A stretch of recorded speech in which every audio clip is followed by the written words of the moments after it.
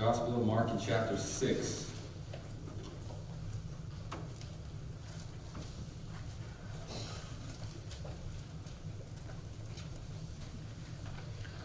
And of course, as you notice, we were without our beloved projector again today, which is okay, because we truly were able to set our gaze upon Christ via the stained glass window there.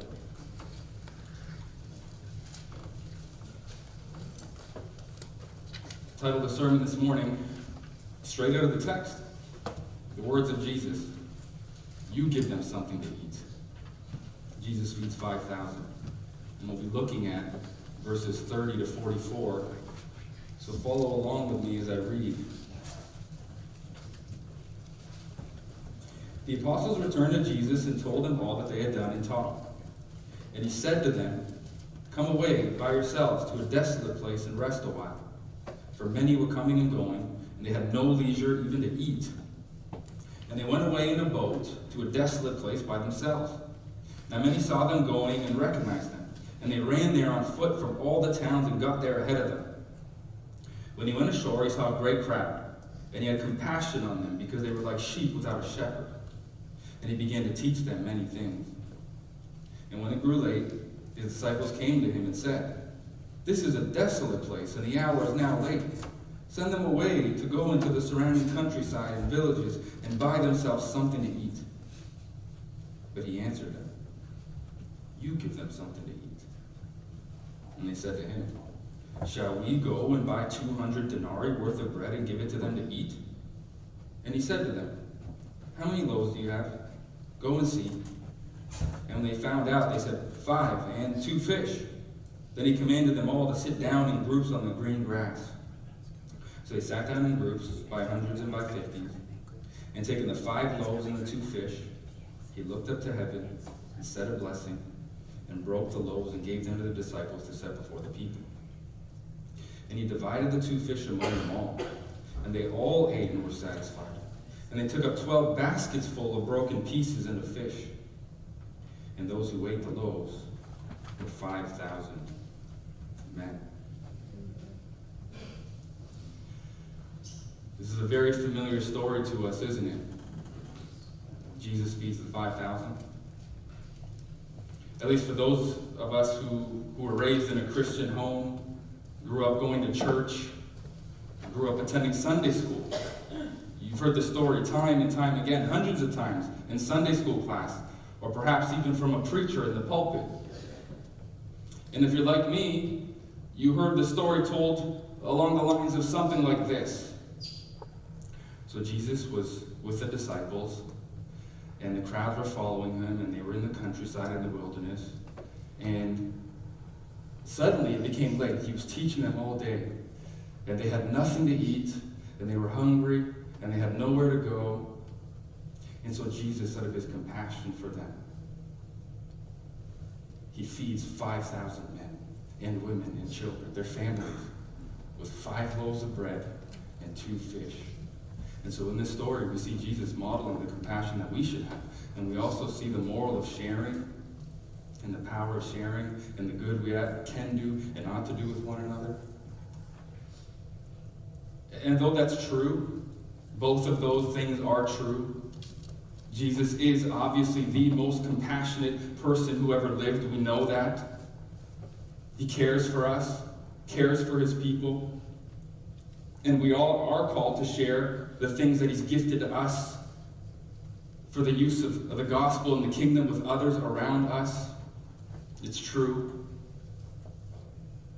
But there's something greater that we're told and we're taught here in this story than simply Jesus is compassionate and we ought to share with one another. You see, in this story reveals again and again and forces us to face and deal with the question that Mark's been asking us again and again this entire gospel, and it is this. Who is this Jesus? Who is this Jesus to you?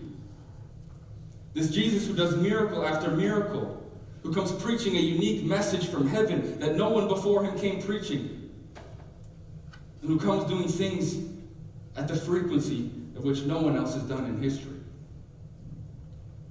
Who is this Jesus? Is he just a moral, good teacher? Is he a liar? Is he none of those things?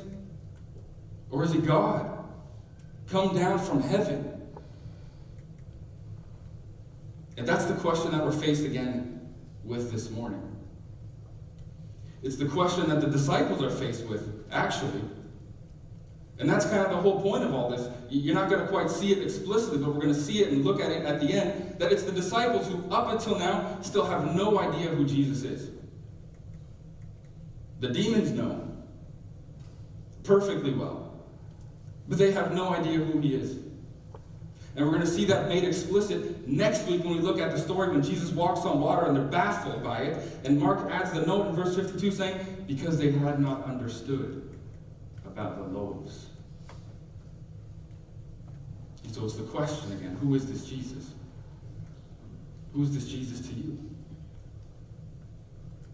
And so we'll pick up the story in verse 30. It says, the apostles, the disciples, the 12, returned to Jesus and told him all that they had done and taught. Now, if you keep in mind, just to bring you up to speed where we are, the disciples now just returned from the mission. This is the summary statement from what they did when Jesus originally sent them out for the first time on mission in verses 7 to 13. We looked at that a couple weeks ago, right? They spent about a year and a half with Jesus, training with him, being discipled by him, and then he finally sends them out, and he gives them power to do miracles, to prove the message that he sent them out to preach about him. But Mark interrupts that story, right? He inserts that little account of the death of John the Baptist, if you'll recall. And now he brings that whole thing together with his favorite teaching method, right? That sandwich structure. And he inserted that account about John the Baptist just to show his disciples, who he finally sends out, what the cost of discipleship might very well be. Your life. But it didn't quite cost them their life yet. Mark says they returned to Jesus. They returned to Jesus, and they told him all that they had done and taught. What is that? The same things Jesus had done and taught. Repent, turn away from your sin, and believe in the gospel of God. The kingdom of God is at hand. And then healing, after demon casting, after demon casting. And they come back to him now, probably in pairs, as he sent them out initially, you'll recall, 2 by 2. Probably not all at the same time. That would probably be a little far-fetched to imagine, but over the course of a few days, weeks, maybe, they start coming back to him. They start coming back to him, and you can imagine, these guys are exhausted. I mean, those of us who've been on road trips know how exhausting it is to go on a road trip, a PCH road trip, Pacific Coast, from here to Oregon. It's exhausting. And you're just sitting down driving. But you drive all day, don't stretch your legs, maybe don't sleep at night. It's tiring. All the more if you're traveling by foot like the disciples were, mile after mile.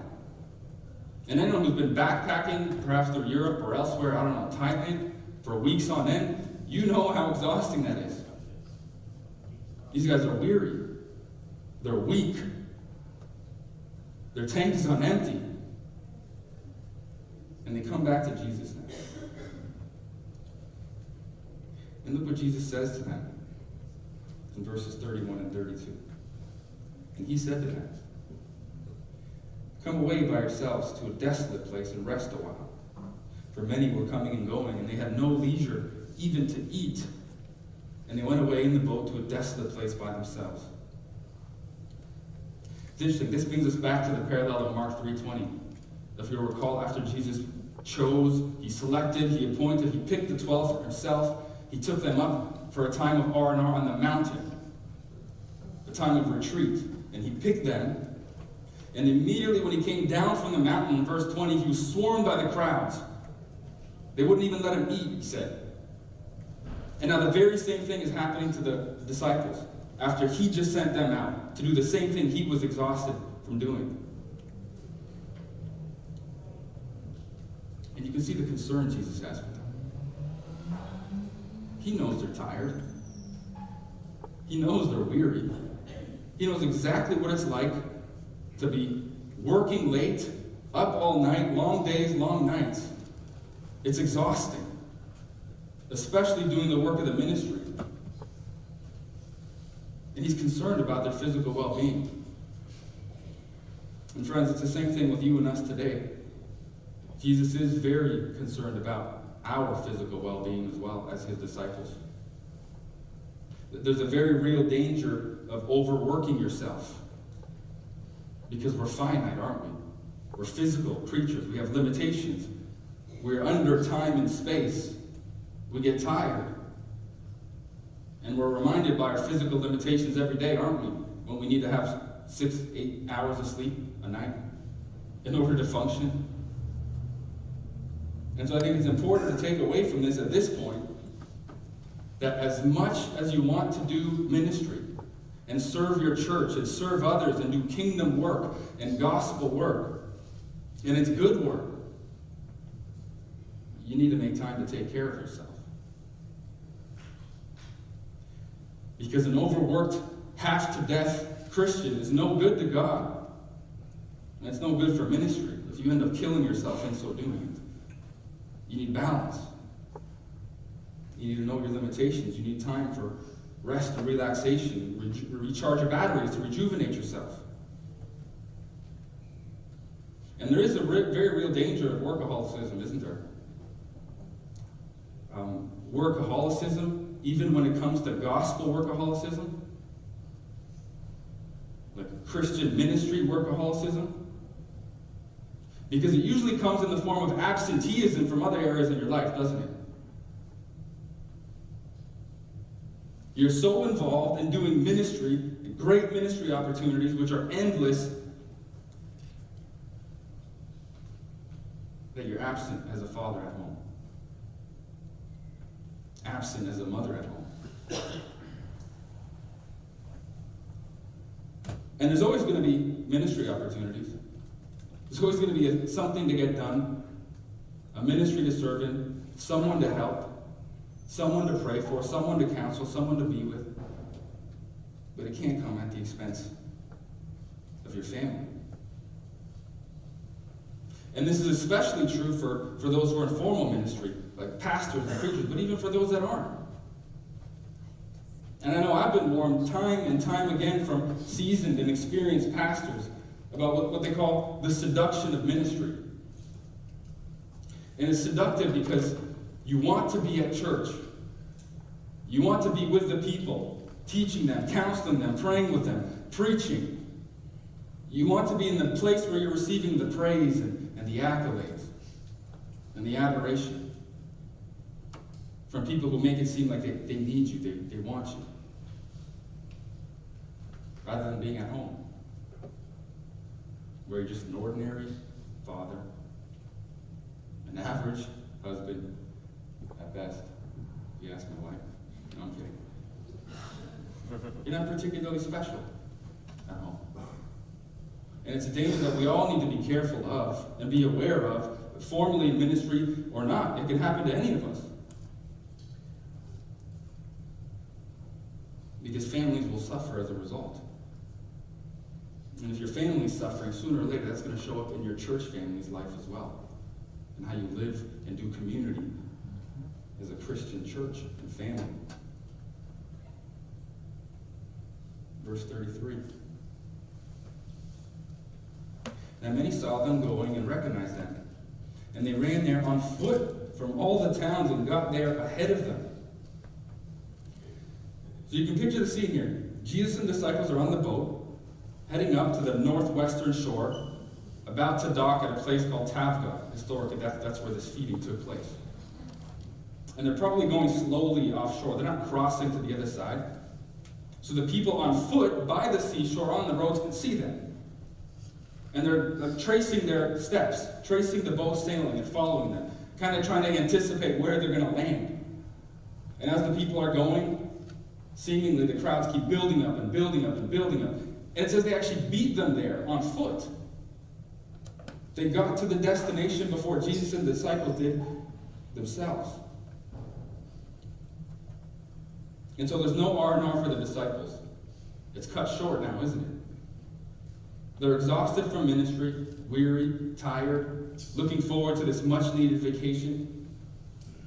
And the vacation gets put on hold. Verse 34. And when he went ashore, he saw a great crowd, and he had compassion on them, because they were like sheep without a shepherd. And he began to teach them many things. So picture with me for a second Jesus and his disciples on the boat, just sailing slowly along the Sea of Galilee. And as they're sailing, looking over at the crowds, following them beside the sea, the crowds building up and building up. Jesus smiling. The disciples probably annoyed seeing the crowds building up, knowing for sure they're not going to get any rest anymore, this much needed rest that they were looking forward to. And Jesus steps out of the boat and he looks at them and says, with compassion. He looks at them with pity. He looks at them with a full heart. It's a deep-seated sense of affection. That's what that word in the original means. It's a deep affection that comes from his inner man, his inner person. And why is he so compassionate towards them here? What is it about them in particular that brings out this compassion from Jesus? He says they were like sheep without a shepherd. They were leaderless. They were lost. And he said, wait a second, how is it that they're lost? Didn't they have priests galore? Yes, they did. Didn't they have synagogues all over the place? Yes, they did. Didn't they have Pharisees and Sadducees and the Sanhedrin and all the scribes and teachers of the law of both the Pharisees and Sadducees? Yes, they did. But he's still looking at them saying they're lost. Why would he say that? Because their leaders were useless. The religion of Jesus' day, as promulgated by the religious elite, was useless. They weren't leading them to God. They were actually leading them further away from God, burdening them with things they couldn't keep. Human traditions, not the laws of God. Adding more and more to them, a weight that they couldn't carry, pressing them down, leading them away. They were lost. And this is an indictment on the religious leaders of Jesus' day, by the way. Because there was an abundance of them. And so to call Israel, the crowd here, the people, like sheep without a shepherd, is an indictment on the leaders. And the shepherding language is all over the Old Testament, by the way. All over regarding false shepherds who did come and lead the flock of Israel astray, time and time again in the Old Testament. In Isaiah 56, Jeremiah 10, Ezekiel 34, Zechariah 10, 11, it's everywhere. There was false shepherds, false teachers, who were not doing the duty of a shepherd to protect the flock and feed the flock. And this is another judgment and indictment on them. They weren't doing what they needed to do. Jesus didn't care how big the temple stones were. He didn't care how big the temple budget was, or how many people showed up for prayers and the sacrifices that they made, the burnt offerings, the grain offerings, the peace offerings, the sin offerings, atonement even, time and time again. He says, I don't desire sacrifice, I desire obedience. And the leaders weren't teaching them that. And so he looks at the people as the good shepherd that he is, that Psalm 23 shepherd who leads the flock to green pastures and to paths of righteousness to himself and for himself. And he looks at them with compassion because he sees a bunch of spiritually hungry and spiritually dead people who desperately need the bread of life.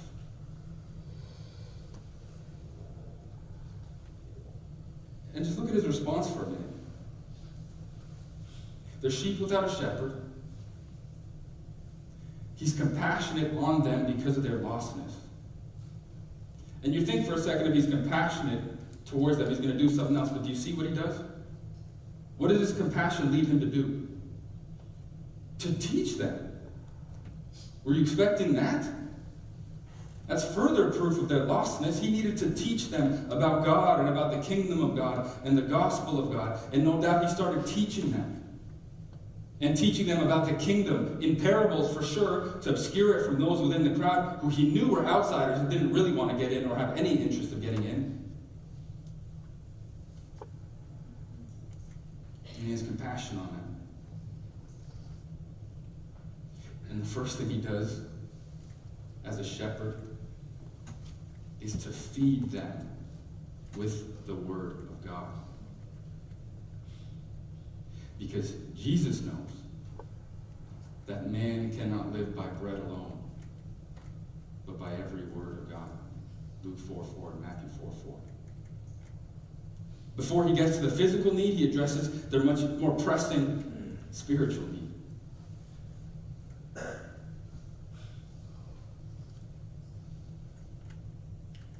Verses 35 and 36.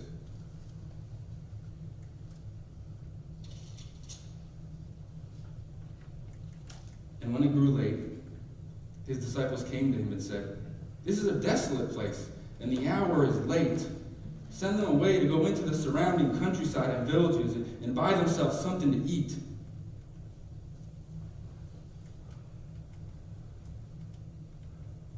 Do you see the disciples' response here for a minute?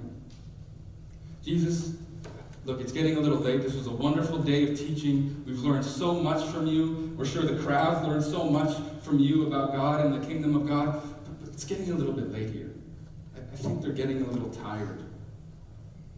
We're in a desolate place, which means wilderness or countryside. It doesn't necessarily mean an arid, dry, uninhabitable place. It often just means a place outside of the city. And Jesus loved to frequent places outside of the city for solitude and for rest and retreat. And they're tired. They're outside. It's late. They won't make it home in time. Maybe you should send them, to the nearest town and village to see if they can buy something to eat and find lodgings, a place to lay their head at night. And on the surface, it might seem like these disciples care about the crowd, doesn't it? And I do think, to an extent, they probably do. But if you look at the context of this whole story here, I think this is more out of self-interest. I think they're more concerned about themselves. We've already seen that they're tired. That's why Jesus is taking them away for a retreat. And I think they're even more tired now since they never got the retreat that they wanted. It's self-serving here. And I think Jesus' response evidences that even further. Look what he says in verses 37 to 38. But he answered them, "You give them something to eat." Wow. That's a little harsh, Jesus. Why would you respond to them like that?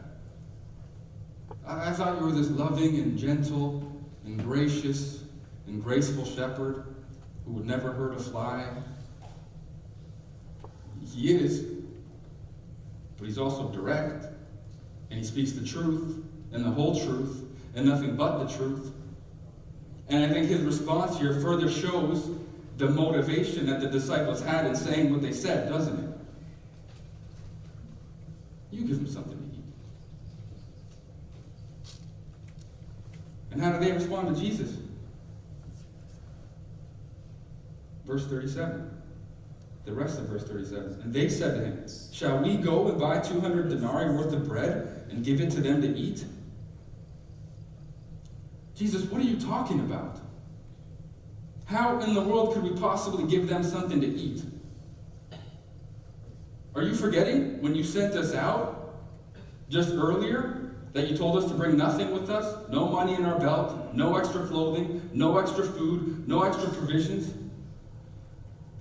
Even if we had 200 denarii with us, that would barely be enough to buy enough bread to feed every single person here, a teensy little portion. Where are you going with this, Jesus? You give them something to eat.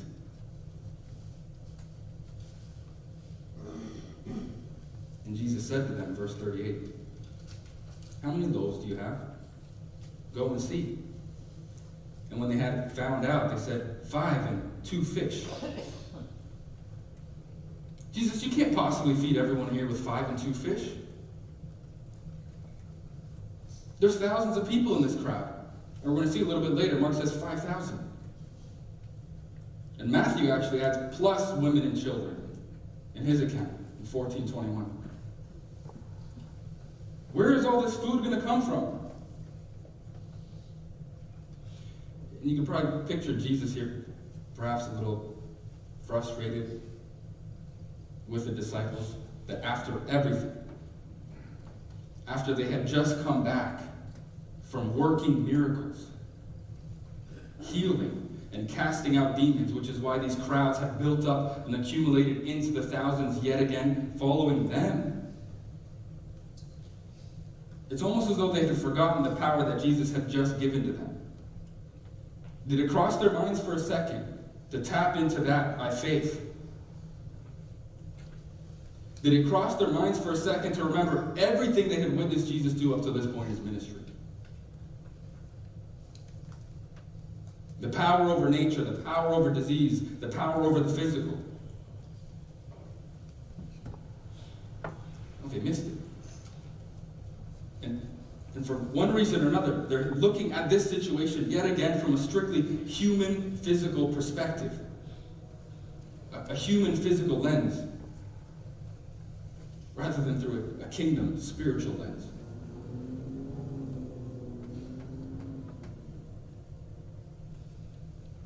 Verse 39.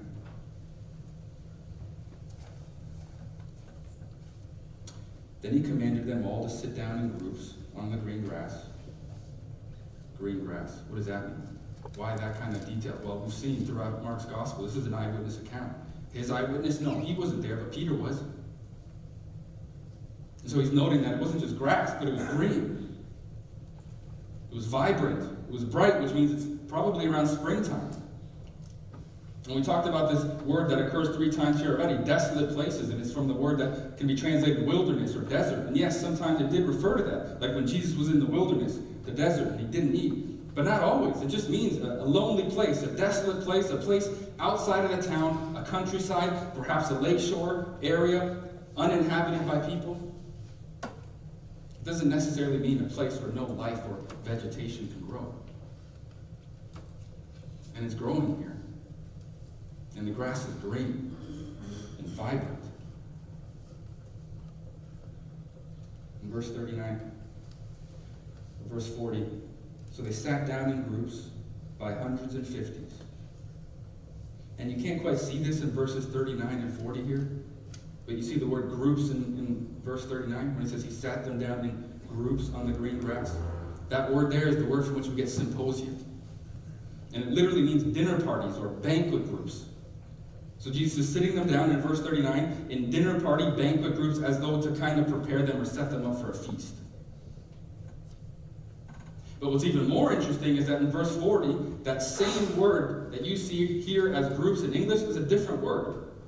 It's a different word, and it actually literally means a bed of leeks. It's an idiom, an expression that any gardener would know. And so Mark's saying that he's organizing them and sitting them down all in neat and tidy rows or plots like a gardener would a bed of leeks. These are dinner tables. Dinner parties. Of 50s and 100. And that's hinting at something, isn't it? Why is Jesus sitting them down like this? To get ready for a feast. Well, the context makes that clear. We know these people are hungry. But the question is, how is Jesus going to feed them? What is he going to do with 5 measly loaves and 2 fish? Look at verse 41. And taking the 5 loaves and the 2 fish, he looked up to heaven and said a blessing and broke the loaves and gave them to the disciples to set before the people. And he divided the 2 fish among them all. So the first thing he does is he looks up to heaven and he says a blessing. What does that mean? A prayer. A prayer of thanksgiving. And a common prayer of thanksgiving that's recorded that any pious Jew in that day would pray before a meal. And the Mishnah goes something like this. We thank you, Father, Lord our God, who provides bread forth from the earth. We're not told exactly what he says. Probably something along those lines. And then he breaks the bread. And he gives it to the disciples to pass out. And then he divides the fish and similarly gives it to the disciples to pass out. Now, just to be very clear here, Jesus is not here breaking up the bread and dividing up the fish and passing those 5 loaves and the 2 fish to every single person in that crowd of thousands of people. I think that's physically impossible. Knowing the size of those barley loaf breads, about 8 inches in diameter, 1 inch thick, kind of like a pita-sized flatbread today, could scarcely serve 1 person. And 2 measly little fish, probably dried or smoked fish, and through the drying and smoking process, they get even smaller. Imagine how tiny pieces they would have had to cut them into to distribute it among 5,000 men. Is that possible? Especially with the tools and technology they had then? You'd have needed laser precision cutting CNC machines today that could cut to a micron. This is impossible. That's not what he's saying. Nor is he saying that they just had communion here. This is the Lord's Supper. This is not the Lord's Supper. There's clearly elements here, a theme that you can see about the Lord's Supper, right, with the thanksgiving and then the breaking of the bread. But that's not Mark's point. And verses 42 and 43 prove that all the more. Look what 42 says. It says, they all ate and were satisfied. Verse 43, and there was so much left over, 12 basketfuls. 5 loaves and 2 fish can't fill 12 basketfuls left over after everyone already ate their full. And they were satisfied. That's what that word means, completely. They had eaten to the limit. So how did he feed everyone? What did this process look like? Mark doesn't tell us. And neither do any of the other gospel writers. The most we get is actually in the original. It doesn't quite show in the English. But if you look at the original in the Greek, depending on what translation you have in your hand, here it says, he broke the bread and gave it to the disciples to hand out, and he divided the fish. But actually, the tense and the aspect there in the Greek is different. The idea is that he kept on breaking the bread, and he kept on dividing the fish, and he kept on giving it to the disciples. Again and again and again, continually, until everyone had their full. And there was 12 basketfuls left. We're talking about 5,000 men here. And Matthew adds women and children. That's a lot of people. There's no way to naturalize this, as some liberal and higher critical scholars are trying to do. Some people try to deny. They try to take out the miracles of Jesus and in his life.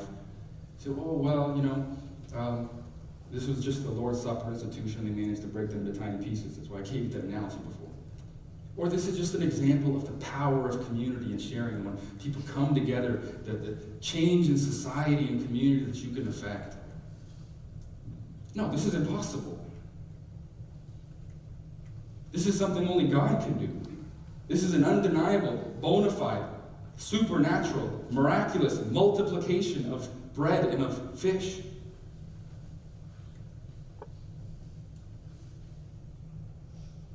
Why 12 basketfuls left? What's the significance of that, if any? Is it to represent each of the apostles, the hand-picked, chosen ones, like Mark picked, or Jesus picked, like Mark tells us in Mark 3:13-19? Right? The reconstituted Israel, the Israels they should have been since they failed their mission in the Old Testament to be a light to the world and to make God and his law attractive. No, I don't think that's it. That's reading a little much into this number here. I think it's just more of a practical note than anything. It was the disciples who were distributing and collecting the food, wasn't it? And they each had a basket. In fact, that word used for basket there represents this basket that every Jew, every traveling Jew, particularly in that day, would carry with them everywhere they went. Especially when they left home to travel for days or weeks on end. They had this one basket here, this coffinus. It's actually a Latinism here from Mark. He loves doing it, taking a Latin word and translating it into Greek. And the Romans would actually make fun of the Jews for carrying this basket. There was a Roman satirist named Juvenal. He wrote in his writings, he'd make fun of them because they'd walk around with this basket all the time and it looked awkward on their hip. So number 12 is just showing that they each had a basket. They were each helping with the distribution and the collection of food.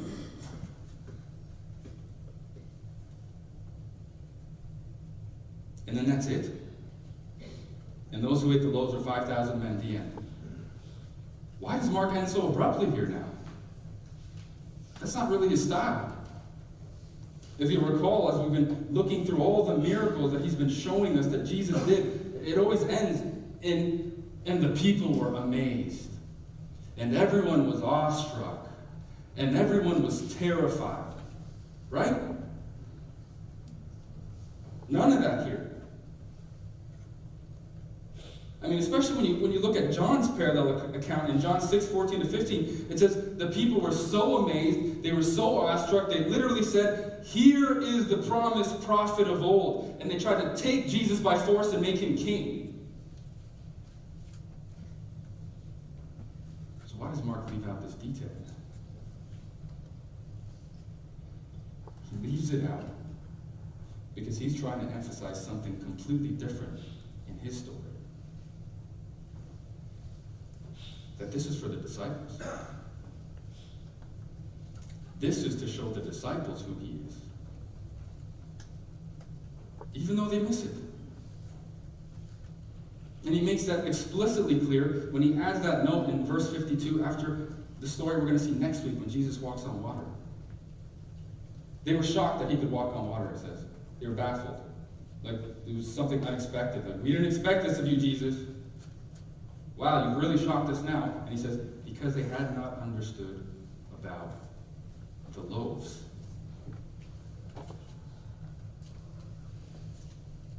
And so he's emphasizing for us that the disciples' lack of understanding, misunderstanding of Jesus, and the lack of faith. And this is the first time that we see that. And from now on until the end of the gospel, we're going to see it happen again and again and again.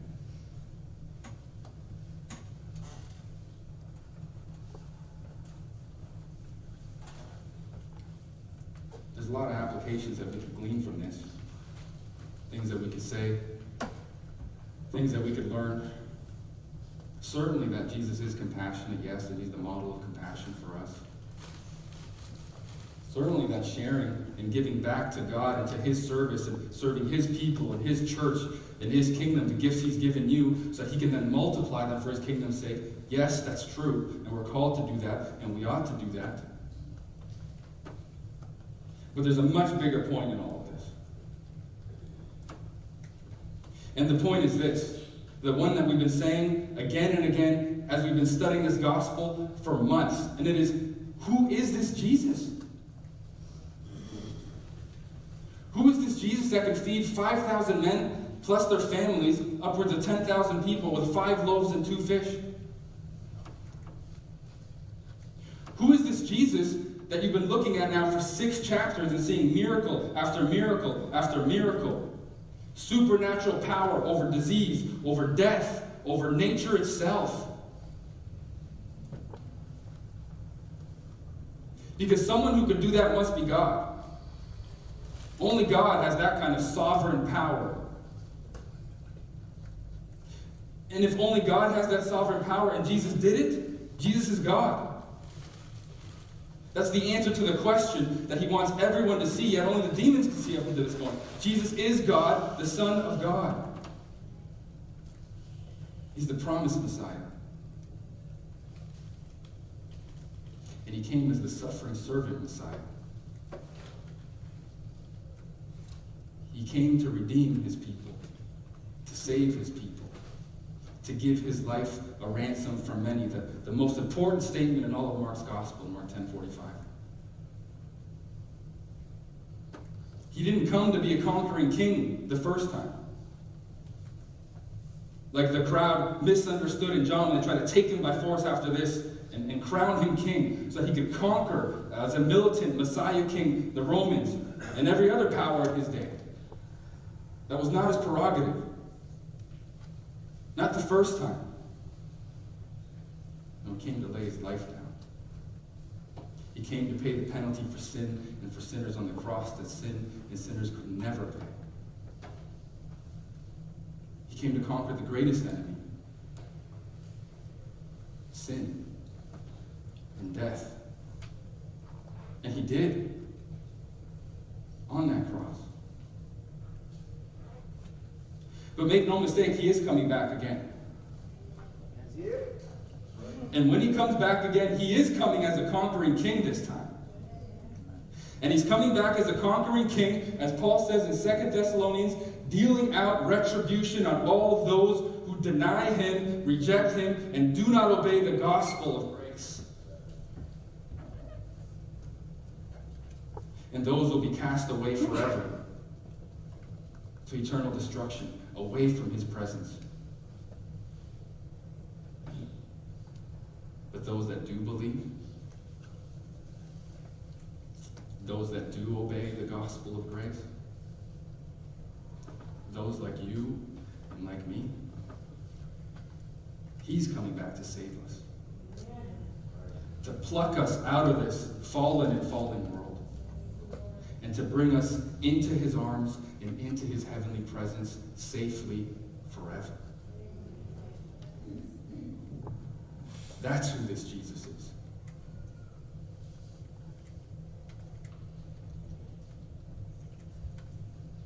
There's a lot of Old Testament allusions and echoes here in this text. And to the untrained eye or the naked eye, you can't quite tie them in unless you know the Old Testament well. And I know it's a lot to know, so none of us know it perfectly. So let me help you out a little bit. Do you remember Israel's wilderness wanderings for 40 years in the desert? And do you remember what they did when they had nothing to eat? Obviously, murmur after murmur after murmur.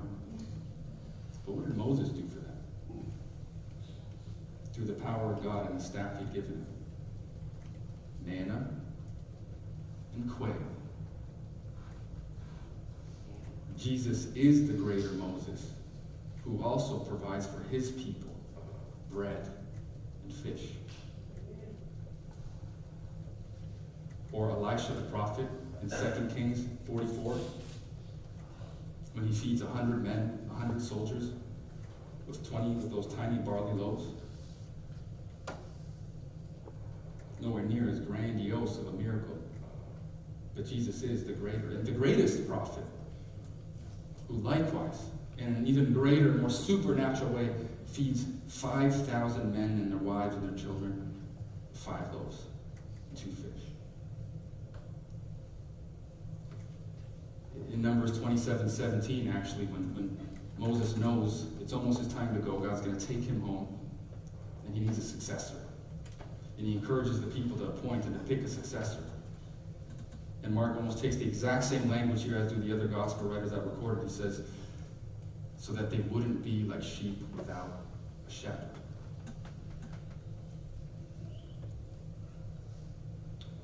In Psalm 101 and 103, David is pictured as the shepherd over Israel, who shepherded Israel with a heart of integrity. And the promised Messiah was also to come from the line of David with this shepherded heartedness, the shepherd heartedness, who would shepherd the people of Israel, his people, with a heart of integrity. But he's a greater shepherd than David was. He's a greater shepherd than Moses was. A greater shepherd than Joshua was. He's the good shepherd. Yep. He's the chief shepherd. He's the good shepherd who lays down his life for the sheep. John 10:11.